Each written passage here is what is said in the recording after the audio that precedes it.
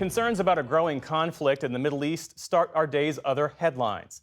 That's after Israel's military confirmed an airstrike last month had killed the leader of Hamas's military wing, Mohammed Deif.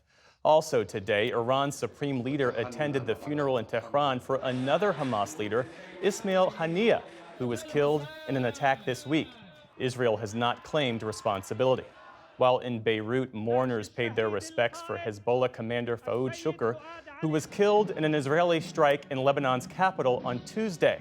Addressing the crowd, Hezbollah's leader threatened retaliation, saying the conflict had entered a new phase. For his part, Israeli Prime Minister Benjamin Netanyahu said his country is ready for any response. Israel is highly prepared for any scenario, both defensively and offensively. We will exact a very heavy price for any act of aggression against us from any arena. In Tel Aviv, Israelis took to the streets to mark 300 days since the October 7th attack and called for an immediate release of hostages still being held in Gaza. The U.S. Air Force has concluded that a deadly Osprey crash off the coast of Japan last year was caused by a, quote, catastrophic failure in a gearbox. The investigation also found that the pilot ignored warnings to land the aircraft. The crash killed 8 service members and led to a months-long grounding of all military Ospreys. It was one of several Osprey crashes in recent years that killed 20 service members overall. A New York appeals court has rejected Donald Trump's attempt to have the gag order in his hush money case lifted. A panel found that the judge in the trial, Juan Merchan, was right to extend parts of the order until Mr. Trump is sentenced in September. Separately, Mr. Trump's defense team has asked that Merchan be recused from the case for a third time. In a court filing, they cited an alleged conflict involving the judge's daughter and her ties to Vice President Kamala Harris, who is now likely to be Mr. Trump's opponent in the November election. Senate Republicans today blocked legislation that would have expanded the child tax credit for low-income families and extend some corporate tax breaks. In doing so, they torpedoed a bipartisan $79 billion tax bill that the House had overwhelmingly approved. Republicans are betting that they can push through a more conservative tax bill next year if they win control of Congress and the White House.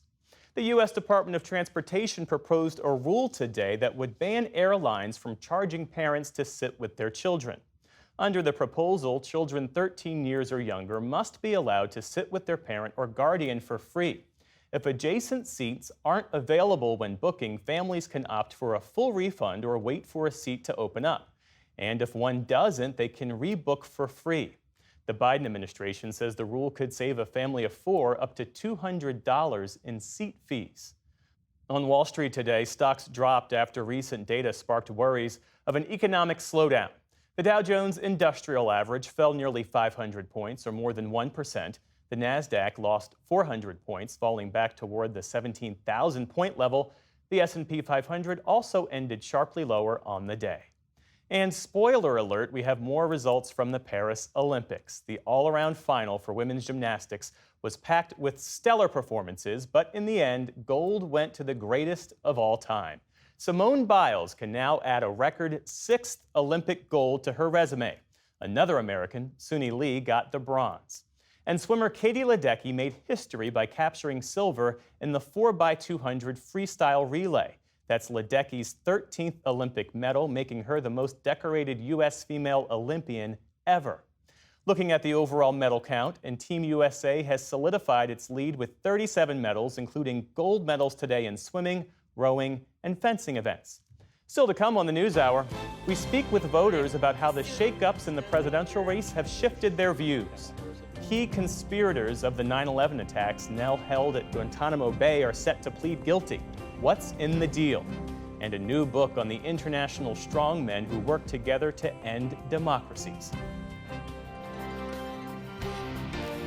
This is the PBS NewsHour from WETA Studios in Washington and in the West from the Walter Cronkite School of Journalism at Arizona State University.